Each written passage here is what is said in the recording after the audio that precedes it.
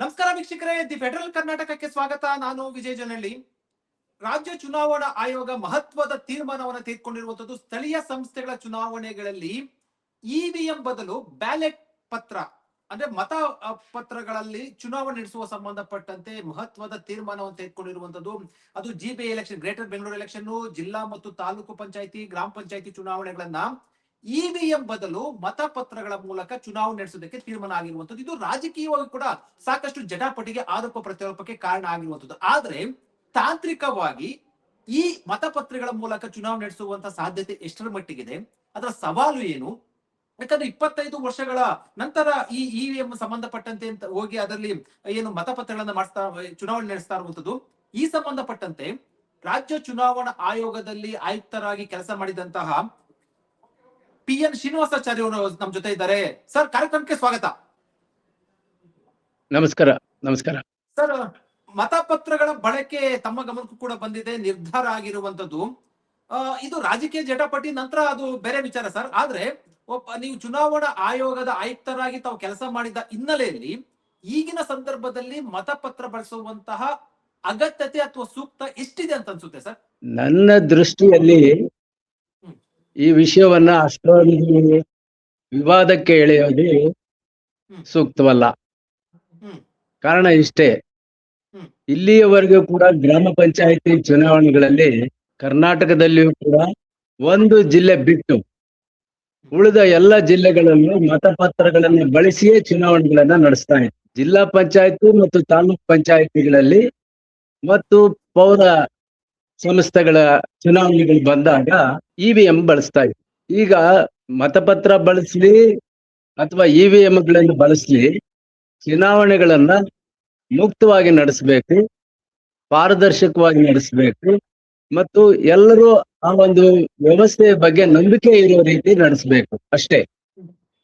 ಒಂದು ಉದಾಹರಣೆ ಹೇಳ್ಬೇಕು ಅಂದ್ರೆ, ನಮ್ಮ ಕರ್ನಾಟಕದ ಮಟ್ಟಿಗೆ ಈಗ ನನಗೆ ಇತ್ತೀಚಿನ ಮಾಹಿತಿ ಇರುವ ಪ್ರಕಾರ ಸುಮಾರು 40,000 ಪೋಲಿಂಗ್ ಸ್ಟೇಷನ್ಸ್ ಇದೆ. ಈಗ ರಾಜ್ಯ ಸರ್ಕಾರ ನಿನ್ನೆ ಪೇಪರ್ ಅಲ್ಲಿ ನೋಡಿದ ಪ್ರಕಾರ ಜಿಲ್ಲಾ ಪಂಚಾಯತಿ, ತಾಲೂಕ್ ಪಂಚಾಯತಿ ಹಾಗೂ ಗ್ರಾಮ ಪಂಚಾಯತಿ ಎಲ್ಲ ಚುನಾವಣೆಗಳನ್ನ ಒಟ್ಟಿಗೆ ನಡೆಸಬೇಕು ಅಂತ ತೀರ್ಮಾನಿಸ್ತಾ ಇದ್ದಾರೆ. ಅಂದ್ರೆ ಒಂದೊಂದು ಮತದಾನ ಕೇಂದ್ರಕ್ಕೆ ಕನಿಷ್ಠ 3 ಇವಿಎಂ ಬೇಕಾಗ್ತದೆ. ಅಂದ್ರೆ 1,20,000. ಸ್ಟೇಟ್ ಎಲೆಕ್ಷನ್ ಕಮಿಷನ್ ಅಲ್ಲಿ ಒಂದು 10-15 ಸಾವಿರಕ್ಕಿಂತ ಹೆಚ್ಚು ಇವಿಎಂಗಳಿಲ್ಲ. ನಾವು ಹಿಂದೆ ಎಲೆಕ್ಷನ್ ಕಮಿಷನ್ ಆಫ್ ಇಂಡಿಯಾದವರು ನಮಗೆ ಅಗತ್ಯ ಬಿದ್ದಾಗ ಈ ಇವಿಎಂಗಳನ್ನ ಮಿಷನ್ಗಳನ್ನ ಕೊಡ್ತಾ ಇದ್ರು. ಅವು ಹಳೆ ಮಿಷನ್ಗಳು. ಇತ್ತೀಚೆಗೆ ECIನವರೇನು ಉಪಯೋಗಿಸ್ತಾ ಇದ್ದಾರೆ M3 ಮಿಷನ್ಸ್, ಅವನ್ನ ಈಗ ರಾಜ್ಯ ಚುನಾವಣಾ ಆಯೋಗಗಳಿಗೆ ನೀಡ್ತಾ ಇಲ್ಲ. ಅದರ ಜೊತೆಗೆ ಈಗ ಹಾಲಿ ಏನಿದ್ದಾವೆ ಆ ಮಿಷನ್ಗಳಿಗೆ ಅವು VVPAT ಕಂಪ್ಯಾಟಬಲ್ ಅಲ್ಲ, VVPAT ಅದಕ್ಕೆ ಉಪಯೋಗಿಸೋದಕ್ಕೆ ಸಾಧ್ಯ ಇಲ್ಲ. ಅಂದ್ರೆ VVPAT ಉಪಯೋಗಿಸಿದಾಗ ಮ್ಯಾನ್ಯುಯಲ್ ಆಗಿ ಕೂಡ ಕೌಂಟಿಂಗ್ ಮಾಡಬೇಕಾಗುತ್ತೆ ಸ್ವಲ್ಪ. ಈಗ ತಾವು ನೋಡಿದ್ರಿ, ಹೋದ ವಾರ ಮಹಾರಾಷ್ಟ್ರ ಚುನಾವಣೆ ಆಯ್ತು. ಅದರ ಫಲಿತಾಂಶ ಪ್ರಕಟಣೆ ಮಾಡೋದು ಕೂಡ ಸಂಜೆ ತನಕ ಆಯ್ತು. ಅಂದ್ರೆ ಮತಪತ್ರ ಉಪಯೋಗಿಸ್ಲಿ, ಇವಿಎಂ ಬಳಸ್ಲಿ, ಅಷ್ಟೇ ಕಾಲ ವ್ಯಯ ಆಗ್ತಕ್ಕಂತ ಸಂದರ್ಭ ಒದಗಿ ಬಂದಿದೆ VVPAT ಉಪಯೋಗಿಸೋದ್ರಿಂದ. ಅದರಲ್ಲೂ ಕೂಡ ನಿಮ್ಮ ಹತ್ರ ಇವಿಎಂಗಳಿಲ್ಲ.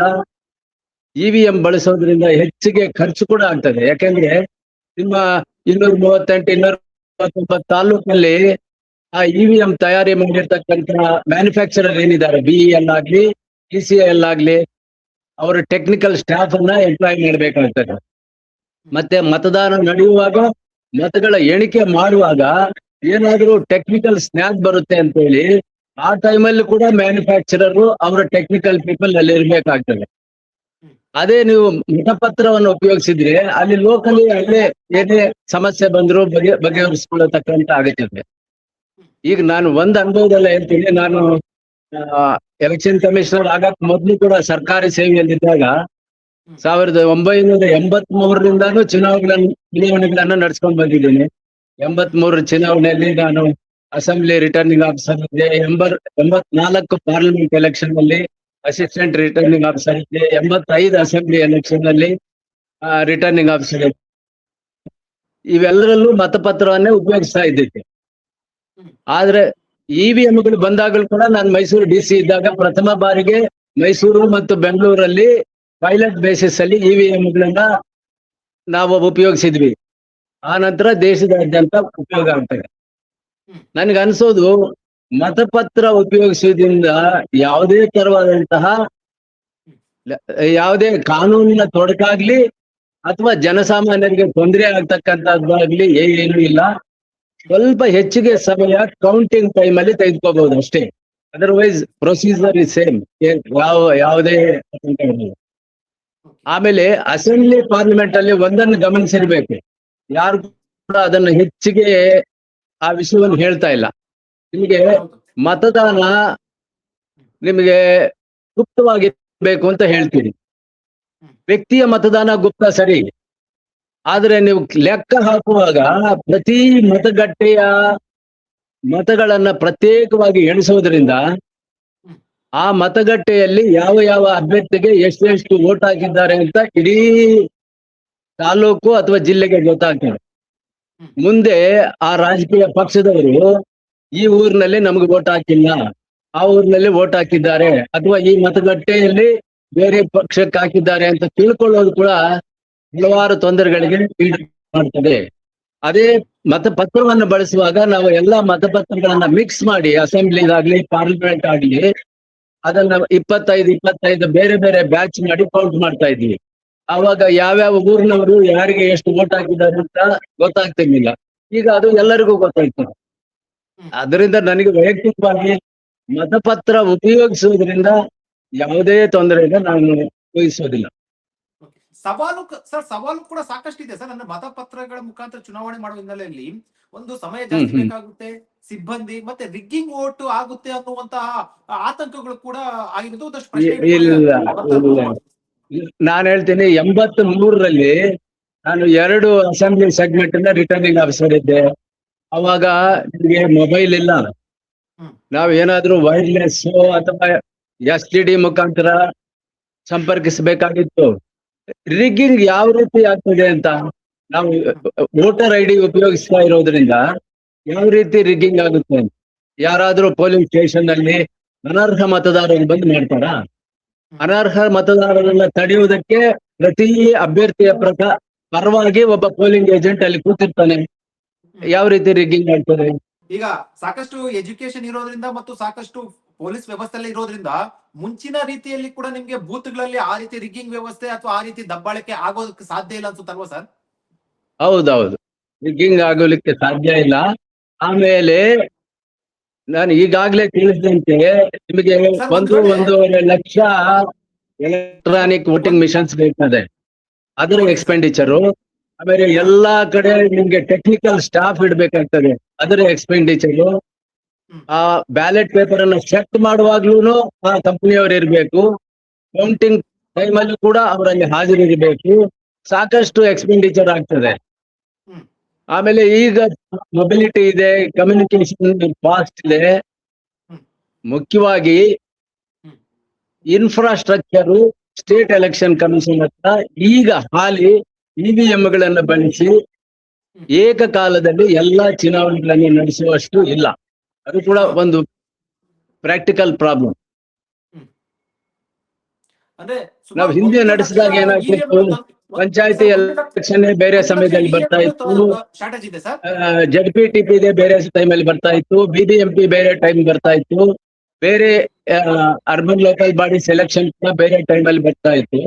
ಅದರ ಜೊತೆಗೆ ಇನ್ನೊಂದು ಮುಖ್ಯವಾದ ವಿಷಯ, ನಮಗೆ ಯಾವಾಗ ಬೇಕಾದ್ರೂ ಎಲೆಕ್ಷನ್ ಕಮಿಷನ್ ಆಫ್ ಇಂಡಿಯಾದವರು ಅವ್ರ ಮಿಷನ್ಗಳನ್ನು ಕೊಡ್ತಾ ಇದ್ರು.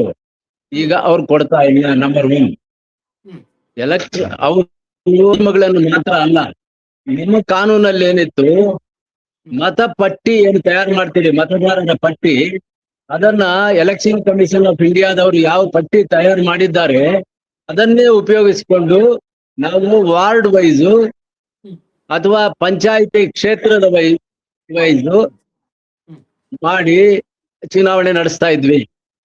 ಹ್ಮ್. ಆದ್ರೆ ಇತ್ತೀಚೆಗೆ ಎಲೆಕ್ಷನ್ ಕಮಿಷನ್ ಆಫ್ ಇಂಡಿಯಾದವರು ರಾಜ್ಯ ಚುನಾವಣಾ ಆಯೋಗಗಳು ಇಡೀ ದೇಶದಾದ್ಯಂತ ಅವ್ರದೇ ಆದ ಮತಪಟ್ಟಿ ತಯಾರು ಮಾಡಬೇಕು ಅಂತ ಹೇಳ್ಕೊಂಡ್ಬಿಟ್ಟಿದ್ದಾರೆ.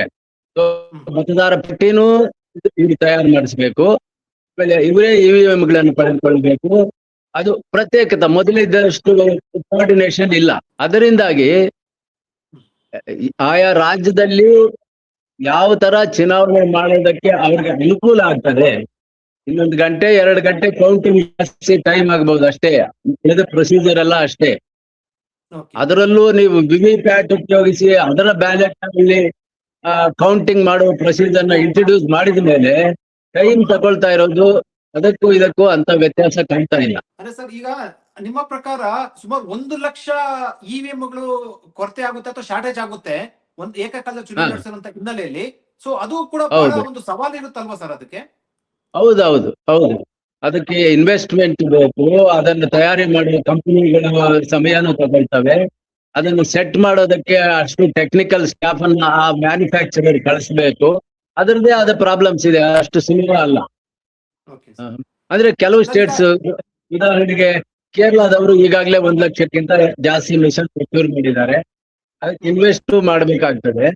ಬಟ್ ಮೊದಲೇ ಹೇಳಿದೆ ನಾನು, ಮೊದಲಿನಿಂದ ನಾವು ಗ್ರಾಮ ಪಂಚಾಯತಿ ಚುನಾವಣೆಗಳನ್ನ ಮತಪತ್ರವನ್ನು ಉಪಯೋಗಿಸೇ ನಡೆಸ್ತಾ ಇದ್ದೀವಿ. ನಾವು 2015-16ರಲ್ಲಿ ಮಾಡಿದ ಚುನಾವಣೆಯಲ್ಲಿ 1 ಜಿಲ್ಲೆಗಾಗುವಷ್ಟು ಮಾತ್ರ ನಮಗೆ ಈ ಮಲ್ಟಿಪಲ್ ವೋಟ್ ಮಾಡ್ತಕ್ಕಂತ ಇವಿಎಂಗಳಿತ್ತು. ಅದನ್ನ ಬೀದರ್ ಜಿಲ್ಲೆಯಲ್ಲಿ ಮಾಡ್ತಿದ್ದೀವಿ ನಾವಷ್ಟೇ. ಸರ್, ಈಗ ಈ ರಿಗ್ಗಿಂಗ್ ವಿಚಾರ ಇವೆಲ್ಲವೂ ಕೂಡ ಆರೋಪ ಬರ್ತಾ ಇರುವಂತ ಹಿನ್ನೆಲೆಯಲ್ಲಿ ಸಹಜ ನನಗೆ ಅನ್ಸಿದ್ದು, ಒಂದ್ ವೇಳೆ ಬ್ಯಾಲೆಟ್ ಪೇಪರ್ ಅಲ್ಲಿ ರಿಗ್ಗಿಂಗ್ ಆಗೋದಿದ್ರೆ ಇವಿಎಂ ಅಲ್ಲಿ ಕೂಡ ರಿಗ್ಗಿಂಗ್ ಆಗ್ಬೋದಲ್ವಾ? ಸಹಜ ಪ್ರಶ್ನೆ ಬರುತ್ತಲ್ವಾ ಸರ್? ನಾನು ನನಗೆ ಟೆಕ್ನಿಕಲ್ ಎಕ್ಸ್ಪರ್ಟೈಸ್ ಇಲ್ಲ. ಹ್ಮ್. ಬಟ್ ಈಗ ನೋಡ್ತಾ ಇರ್ತೀವಲ್ಲ ನಿಮ್ಗೆ ಯೂಟ್ಯೂಬ್ ಅಲ್ಲಿ, ಇನ್ನೊಂದರಲ್ಲಿ, AI ಅಲ್ಲಿ ಯಾರ ತಲೆನೋ ಯಾರಿಗೋ ಹಾಕಿ, ಯಾರ ಮುಖ ಇನ್ನೊಂದೇನೋ ಹಾಕಿ ದಿವಸ ಒಂದೊಂದು ಬರ್ತಾ ಇದೆ. ಯಾವುದು ಅಸಾಧ್ಯ ಅಲ್ಲ ಅನ್ಸುತ್ತೆ ನನಗೆ, ಯಾವುದು ಅಸಾಧ್ಯ ಇಲ್ಲ ಅನ್ಸುತ್ತದೆ. Okay. ಮೊದಲನೇದಾಗಿ ಹ್ಮ್. ಯಾವುದೇ ಪಕ್ಷಪಾತವಿಲ್ಲದೆ ಹ್ಮ್.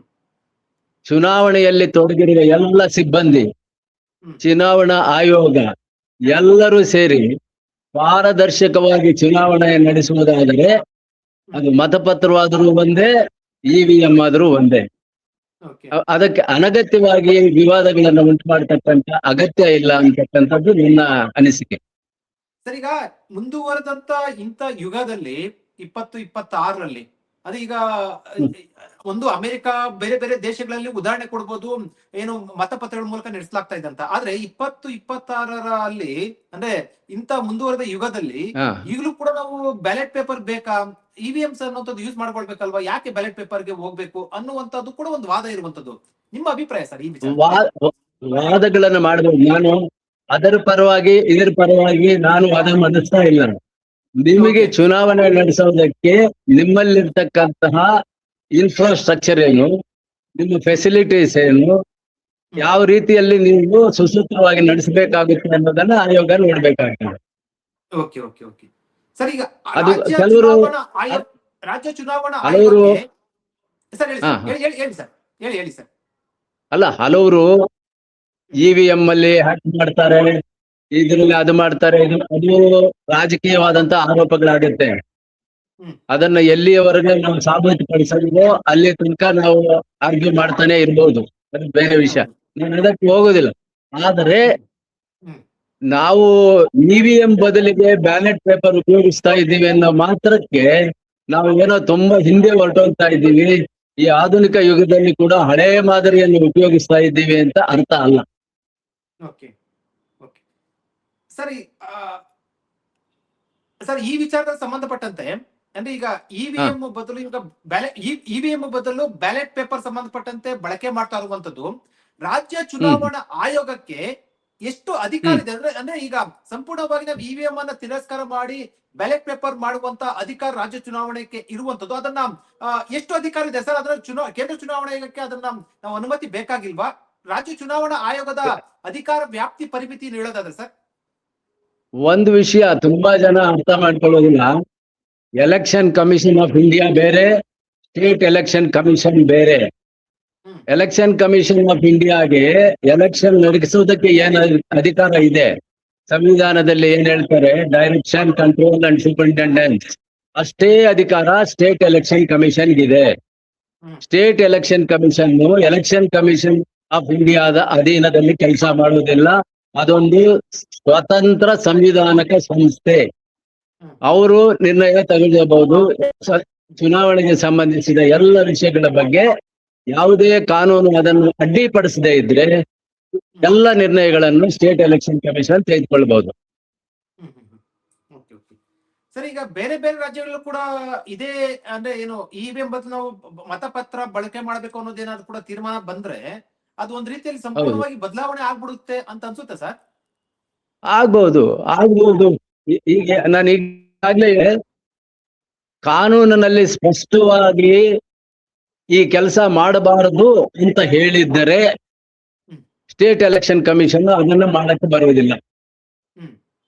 ಅದರ್ವೈಸ್ ಚುನಾವಣೆಗೆ ಸಂಬಂಧಿಸಿದ ಎಲ್ಲ ವಿಧಾನಗಳನ್ನ ಆ ಎಲೆಕ್ಷನ್ ಕಮಿಷನ್ ನಿರ್ಧರಿಸಬಹುದು. ಸರ್, ಈಗ ಬಹುಶಃ ಆ ರಾಜ್ಯದಲ್ಲಿ, ಯಾವುದೋ ಒಂದು ರಾಜ್ಯದಲ್ಲಿ ಅವರ ಕಾಯ್ದೆಯಲ್ಲೇ ನೀವು ಮತಪತ್ರ ಉಪಯೋಗಿಸಬಾರದು ಅಂತ ಏನಾದ್ರು ಹಾಕಿಬಿಟ್ರೆ ಹ್ಮ್. ಅಂತ ಟೈಮಲ್ಲಿ ಅಲ್ಲಿ ಏನು ಪ್ರೊಸೀಜರ್ ಹೇಳಿದ್ದಾರೆ ಆ ಪ್ರೊಸೀಜರ್ ಫಾಲೋ ಮಾಡ್ಬೇಕು. ಓಕೆ ಸರ್, ಈಗ ಸ್ಥಳೀಯ ಸಂಸ್ಥೆಗಳ ಚುನಾವಣೆ ಜಿಲ್ಲಾ, ತಾಲೂಕ್ ಪಂಚಾಯತಿ, ಗ್ರಾಮ ಪಂಚಾಯತಿ ಮತ್ತು ಜಿಬಿ ಎಲೆಕ್ಷನ್ಸ್ ಮಾತ್ರ ಇವ ನಡೆಸುವಂತದ್ದು. ಆ ಅಧಿಕಾರ ರಾಜ್ಯ ಚುನಾವಣಾ ಆಯೋಗಕ್ಕೆ ಇರುವಂತದ್ದು. ಹೌದೌದು ವಿಧಾನಸಭಾ ಚುನಾವಣೆ ಅಂತ ಬಂದ್ರೆ ನಿಮ್ಗೆ ಮತ್ತೆ ಇವಿಎಂಸ್ ಹೋಗುತ್ತಲ್ಲ ಸರ್. ಈಗ ಆ ಅಧಿಕಾರ ಇರುವಂತದ್ದು ಕೇಂದ್ರ ಚುನಾವಣಾ ಆಯೋಗಕ್ಕೆ. ಹೌದು. ಅದರ ಇನ್ಚಾರ್ಜು ಬೇರೆ ಇದ್ದಾರೆ. ಅವರು ಚೀಫ್ ಎಲೆಕ್ಟ್ರಲ್ ಆಫೀಸರ್ ಅಂತ, ಅವರು ಸರ್ವಿಸ್ ಆಫೀಸರ್. ಅವರು ಇವರ ಅಧೀನದಲ್ಲಿ, ಯಾರ ಅಧೀನದಲ್ಲಿ, ಎಲೆಕ್ಷನ್ ಕಮಿಷನ್ ಆಫ್ ಇಂಡಿಯಾ ಅಧೀನದಲ್ಲಿ ಕೆಲಸ ಮಾಡ್ತಾರೆ.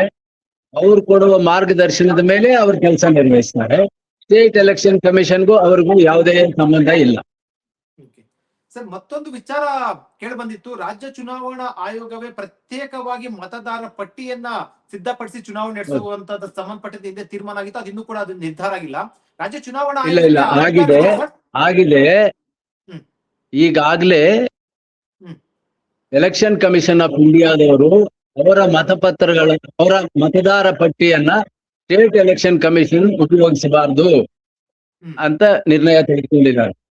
ಬಟ್ ನಮ್ಮ ಕಾನೂನಲ್ಲಿ ಕೂಡ ಮೊದಲಿದ್ದು ನಮ್ಮ ಚುನಾವಣೆಗಳು ಮಾಡುವಾಗ ಎಲೆಕ್ಷನ್ ಕಮಿಷನ್ ಆಫ್ ಇಂಡಿಯಾದ ಮತದಾರ ಪಟ್ಟಿ ಉಪಯೋಗಿಸಬೇಕು ಅಂತ. ಈಗ ಅದನ್ನು ತಿದ್ದುಪಡಿ ಮಾಡಿ ಸ್ಟೇಟ್ ಎಲೆಕ್ಷನ್ ಕಮಿಷನ್ನೇ ಪ್ರತ್ಯೇಕವಾಗಿ ಮತದಾರ ಪಟ್ಟಿ ತಯಾರು ಮಾಡಬೇಕು ಅಂತ ಆಗಿದೆ. ಅವ್ರು ಮಾಡಿ ಕೂಡ ಇದ್ದಾರೆ. ಅದಕ್ಕೆ ನೀವು ನಿನ್ನೆ ಮೊನ್ನೆ ಪತ್ರಿಕೆಗಳು ನೋಡಿದ ಹಾಗೆ ಬೆಂಗಳೂರು ನಗರಕ್ಕೆ ಸಂಬಂಧಿಸಿದಂತೆ ಈಗಾಗಲೇ ತಾತ್ಕಾಲಿಕ ಪಟ್ಟಿಯನ್ನ ಅವರು ಪ್ರಕಟಿಸಿದ್ದಾರೆ. ಹೌದೌದು, ನನ್ನ ಪಟ್ಟಿ ಪ್ರಕಟ ಮಾಡಿಸ ತಾತ್ಕಾಲಿಕವಾಗಿ. ಹೌದೌದು. ಸರ್, ನಿಮ್ಮ ಅನುಭವದಲ್ಲಿ, ಅಂದ್ರೆ ನೀವು ಹಲವು ಚುನಾವಣೆಗಳನ್ನ ನಡೆಸಿರುವಂತದ್ದು ಮತ್ತು ಆಡಳಿತದಲ್ಲೂ ಕೂಡ ತಾವು ಹಲವು ಸೇವೆಗಳನ್ನ ಸಲ್ಲಿಸಿರುವಂತದ್ದು, ನಿಮ್ಮ ಅನುಭವದಲ್ಲಿ ಅದನ್ನ ವೈಯಕ್ತಿಕ ಅಭಿಪ್ರಾಯ ಅಂತ ಆದ್ರೂ ಹೇಳ್ಬೋದು ಅಥವಾ ಅನುಭವದ ಆಧಾರದ ಮೇಲೆ ಹೇಳೋದಾದ್ರೆ ಮತ ಪಟ್ಟಿ ಬ್ಯಾಲೆಟ್ ಪೇಪರ್ ಬೆಸ್ಟ್ ಅಥವಾ ಇವಿಎಂ ಬೆಸ್ಟ್ ಸರ್? ನಾನು ಯಾವುದು ಬೆಸ್ಟ್ ಅಂತ ಹೇಳೋದಿಲ್ಲ. ಯಾಕಂದ್ರೆ ನನಗೆ ಹೆಚ್ಚಿಗೆ ಚುನಾವಣೆಗಳನ್ನ ನಾನು ನಡೆಸಿರೋದು ಅಧಿಕಾರಿಯಾಗಿ ಬ್ಯಾಲೆಟ್ ಪೇಪರ್ ನಲ್ಲೇ. ನಾನು ಈಗಾಗಲೇ ಹೇಳಿದೆ, 83ರ ಅಸೆಂಬ್ಲಿ ಎಲೆಕ್ಷನ್, 84ರ ಪಾರ್ಲಿಮೆಂಟ್ ಎಲೆಕ್ಷನ್, 85ರ ಅಸೆಂಬ್ಲಿ ಎಲೆಕ್ಷನ್, ಆ ನಂತರ 94-95ರಲ್ಲಿ ಪಾರ್ಲಿಮೆಂಟ್ ಎಲೆಕ್ಷನ್ ನಾನು ಕುಪ್ಪಲ್ ರಿಟರ್ನಿಂಗ್ ಆಫೀಸರ್ ಆಗಿದ್ದೆ. ಅದು ಬ್ಯಾಲೆಟ್ ಪೇಪರ್ ಅಲ್ಲೇ ನಡೆಸಿದ್ದು. ನಾವು 99ರಲ್ಲಿ ಮೊದಲ ಬಾರಿಗೆ 2 ಜಿಲ್ಲೆಯಲ್ಲಿ ಇವಿಎಂಗಳನ್ನ ಮಾಡಿದೆವು. ಆಗ ನಾನು ಮೈಸೂರು ಜಿಲ್ಲಾಧಿಕಾರಿ ಆಗಿದ್ದೆ. ನಾವು ಇವಿಎಂ ಮೊದಲ ಬಾರಿಗೆ ರಾಜ್ಯದಲ್ಲಿ ಅಥವಾ ದೇಶದಲ್ಲಿ ಕೆಲವು ಕಡೆ ಬಳಸಿದ್ವಿ. ಆ ನಂತರ ಇಡೀ ದೇಶದಲ್ಲಿ ಇವಿಎಂ ಆಯ್ತು. ನನಗೇನು ಅದರ ವ್ಯತ್ಯಾಸ ಕಾಣಲ್ಲ. ಬ್ಯಾಲೆಟ್ ಪೇಪರ್ ಸ್ವಲ್ಪ ಕೌಂಟಿಂಗ್ ಮಾಡೋ ಟೈಮಲ್ಲಿ ಜಾಸ್ತಿ ಟೈಮ್ ತಗೊಳುತ್ತೆ. ಆದರೆ ಈ ಇವಿಎಂ ಕೂಡ ವಿವಿಪ್ಯಾಟ್ ಅಳವಡಿಸಬೇಕು ಅಂತ ಆಮೇಲೆ ಏನಾಯ್ತು, ಆ ವಿವಿಪ್ಯಾಟ್ ಇಂದ ಒಂದು 5% ಪೋಲ್ ಆಗಿರೋವನ್ನು ತೆಗೆದು ಕೌಂಟ್ ಮಾಡೋದು ಅಂತ ಪ್ರೊಸೀಜರ್ ಬಂದ ಮೇಲೆ ಸ್ವಲ್ಪ ಹೆಚ್ಚು ಕಡಿಮೆ ಅದು ಕೂಡ ಅಷ್ಟೇ ಟೈಮ್ ತಗೊಳ್ತಾ ಇದೆ. ಈಗ ನೋಡ್ತೀರಿ, ಅಸೆಂಬ್ಲಿ ಎಲೆಕ್ಷನ್ ನಾವು 99 ಮಧ್ಯೆ ಮಾಡಿದಾಗ ಮೈಸೂರಲ್ಲಿ 11-11ವರೆಗೆ ಆ ಅಸೆಂಬ್ಲಿ ಸಬ್ಮಿಟ್ ರಿಸಲ್ಟ್ ಬಂದ್ಬಿಟ್ಟಿತ್ತು ಮೈಸೂರು ಜಿಲ್ಲೆದು. ಆದ್ರೆ ಬ್ಯಾಲೆಟ್ ಪೇಪರ್ಗೂ ಸ್ವಲ್ಪ ತಡ ಆಗ್ತದೆ. ಹ್ಮ್. ಈಗಿನ ಚುನಾವಣೆಗಳು ಕೂಡ ಸಾಯಂಕಾಲ ತನಕ ಇವಿಎಂ ಉಪಯೋಗಿಸಿದ್ರು ಅಸೆಂಬ್ಲಿ ಎಲೆಕ್ಷನ್ ಅಲ್ಲಿ ಕೌಂಟಿಂಗ್ ಸಂಜೆ ತನಕ ನಡೀತಾ ಇದೆ. ಹೌದು. ಮುಖ್ಯವಾಗಿ ಈ ಚುನಾವಣೆಗೆ ಯಾರ್ಯಾರು ಸ್ಟೇಕ್ ಹೋಲ್ಡರ್ಸ್ ಇದ್ದಾರೆ ಅಂದ್ರೆ ವಿವಿಧ ಪಕ್ಷಗಳ ಕ್ಯಾಂಡಿಡೇಟ್ಸ್, ವಿವಿಧ ರಾಜಕೀಯ ಪಕ್ಷಗಳು, ಮತದಾರರು ಇವರೆಲ್ಲರೂ ಇದ್ದಾರಲ್ಲ, ಅವರಿಗೆ ಯಾವ ವ್ಯವಸ್ಥೆಯಲ್ಲಿ ನಂಬಿಕೆ ಇದೆ ಆ ನಂಬಿಕೆಯನ್ನು ಅನುಸರಿಸಿ ಪಾರದರ್ಶಕವಾಗಿ ಚುನಾವಣೆ ಮಾಡಬೇಕು ಅಷ್ಟೇ ಹೊರತು ಇದೇ ತರ ಮಾಡ್ಬೇಕು. ಸ್ವಲ್ಪ ಆಡಳಿತಕ್ಕೆ ಹೆಚ್ಚಿಗೆ ಕೆಲಸ ಆಗ್ಬಹುದು ಮತದಾರ ಪಟ್ಟಿ ಉಪಯೋಗಿಸೋದ್ರಿಂದ, ಮತ ಚೀಟಿ ಉಪಯೋಗಿಸೋದ್ರಿಂದ. ಎಲೆಕ್ಷನ್ ಅಂದ್ರೇನೆ ಪ್ರೆಷರ್ ಇರುತ್ತದೆ. ಹೌದು. ಅದನ್ನ ಅವರಲ್ಲಿ ಅನುಕೂಲ ಯಾವ್ದಂತದೆ ಅದನ್ನ ಇರಿಸಬೇಕಷ್ಟೇ. ಸರ್, ಈಗ ವಿವಿಪ್ಯಾಟ್ ಇರೋದ್ರಿಂದ ಆ ಮತ ನಮಗೆ ಅಂದ್ರೆ ಮತ ಹಾಕಿದೆಯೋ ಇಲ್ವೋ ಅಥವಾ ಅದ್ರಲ್ಲಿ ಬೇರೆ ಏನಾದ್ರು ವ್ಯತ್ಯಾಸ ಆಗಿದೆಯಿಲ್ಲ ಅನ್ನೋದು ಗೊತ್ತಾಗುತ್ತೆ. ಹೌದು. ಮತಪಟ್ಟಿಯಲ್ಲಿ ಅಂದ್ರೆ ಏನು ಬ್ಯಾಲೆಟ್ ಪೇಪರ್ ನಲ್ಲಿ ಮತಪತ್ರದಲ್ಲಿ ಆ ಅವಕಾಶ ಇರೋದಿಲ್ಲ ಅಲ್ವಾ? ಯಾವುದು ಮತಪತ್ರದಲ್ಲಿ ಇನ್ನೂ ಜಾಸ್ತಿ ನೋಡ್ತಾ ಇದ್ದೀರಿ ಅಲ್ಲಿ ಮತ ಚೀಟಿಯನ್ನ ನೋಡಿ ಯಾರಿಗೆ ವೋಟ್ ಹಾಕಿದ್ದಾರೆ ಅಂತ ನೋಡ್ತಾ ಇದ್ದೀರಿ. ನೀವು ವಿವಿಪ್ಯಾಟ್ ಇವಿಎಂ ಉಪಯೋಗಿಸೋದ್ರಲ್ಲಿ ಕೇವಲ 5% ಜನರದ್ದು ಮಾತ್ರ ನೋಡ್ತಾ ಇದ್ದೀರಿ. ಹೌದು. ಅಲ್ಲಿ ಕೂಡ ಹೆಸರೆಲ್ಲ ಏನಿರಲ್ಲ, ವೋಟ್ ಹಾಕಿರೋರು ಯಾರಿಗೆ ಹಾಕಿದ್ದಾರೆ ಅಂತ ಕ್ರಾಸ್ ಚೆಕ್ ಮಾಡೋದು ಅಷ್ಟೇ. ಹೆಸರು ಯಾವಾಗ್ಲೂ ಕಾನ್ಫಿಡೆನ್ಶಿಯಲ್. ಸರ್, ಈಗ ಬಹಳ ವರ್ಷಗಳ ನಂತರ ಸಾಕಷ್ಟು ಚರ್ಚೆಗಳಾಗಿ ರಾಜಕೀಯ ಆರೋಪ ಪ್ರತ್ಯಾರೋಪಗಳ ನಡುವೆ ಈ ಒಂದು ಬ್ಯಾಲೆಟ್ ಪೇಪರ್ ನಲ್ಲಿ ಚುನಾವಣೆ ನಡೀತಾ ಇರುವಂತದ್ದು. ರಾಜ್ಯ ಚುನಾವಣಾ ಆಯೋಗಕ್ಕೆ ನೀವು ಸಲಹೆ ಏನ್ ಕೊಡಕ್ಕೆ ಇಷ್ಟಪಡ್ತೀರಾ? ಅಧಿಕಾರಿಗಳಿಗೆ ಏನ್ ಸಲಹೆ ಕೊಡಕ್ಕೆ ಇಷ್ಟಪಡ್ತೀರಾ? ಅಥವಾ ರಾಜ್ಯ ಚುನಾವಣಾ ಆಯೋಗದ ಜವಾಬ್ದಾರಿ ಎಷ್ಟಿರುತ್ತೆ ಸರ್? ಸುಸೂತ್ರವಾಗಿ ಮುಕ್ತವಾಗಿ ಚುನಾವಣೆ ನಡೆಸುವುದಕ್ಕೆ ಮತ್ತು ಪಾರದರ್ಶಕವಾಗಿ ಎಲ್ಲ ಹಂತದಲ್ಲಿ ಇರುವುದಕ್ಕೆ ನಿಮಗೆ ಯಾವ ವ್ಯವಸ್ಥೆ ಸೂಕ್ತ ಅನಿಸ್ತದೆ, ಯಾವುದು ನಿಮಗೆ ಅನುಕೂಲವಾಗಿದೆ, ನಿಮ್ಮ ಹತ್ರ ಎಲ್ಲಾ ಪರಿಕರಗಳು ಇವೆ. ಈಗ ಇವಿಎಂ ಇಲ್ಲ, ಇವಿಎಂ ಅಲ್ಲೇ ಮಾಡ್ಬೇಕು ಅಂದ್ರೆ ಆಗಲ್ಲ. ಇನ್ನೊಂದು ಸ್ಟೇಟ್ ಎಲೆಕ್ಷನ್ ಕಮಿಷನ್ ಇಂದ ಕೇಳಬೇಕು. ಅವ್ರ ಹತ್ರ ಎಲೆಕ್ಷನ್ ಇದ್ರೆ ಇವ್ರು ಕೊಡಲ್ಲ, ದೂರದಿಂದ ತರಿಸ್ಬೇಕು ಬೇರೆ ಸ್ಟೇಟ್ ಇಂದ. ಮತ್ತೆ ಅವರು ಸಾಕಷ್ಟು ಇಲ್ಲದೆ ಇದ್ರೆ ನಿಮ್ಗೆ ಅದಾಗೋದಿಲ್ಲ. ಅದರಿಂದ ಅವ್ರಿಗೆ ಯಾವ್ದು ಅನುಕೂಲ ಅನಿಸ್ತದೆ ಅದರಂತೆ ಚುನಾವಣೆ ನಡೆಸೋದು ಸೂಕ್ತ ಅಂತ ನನ್ನ ಸಲಹೆ. ತುಂಬಾ ಧನ್ಯವಾದ ಸರ್, ಶ್ರೀನಿವಾಸ ಸರ್ ಮಾತಾಡಿದಕ್ಕೆ. Thank you. ಮೇಲೆ ಸಾಕಷ್ಟು ಒಂದು ಸಲಹೆಗಳನ್ನ ಕೊಟ್ಟಿದ್ರೆ, ಅಭಿಪ್ರಾಯ ಕೊಟ್ಟಿದ್ರೆ ತುಂಬಾ ಧನ್ಯವಾದ ಸರ್.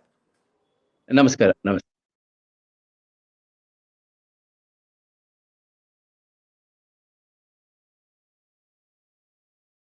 ಹೆಚ್ಚಿನ ಸುದ್ದಿ ಅಪ್ಡೇಟ್ಗೆ ಈಗಲೇ the federal Karnataka YouTube page ಅನ್ನು ಸಬ್ಸ್ಕ್ರೈಬ್ ಮಾಡಿ.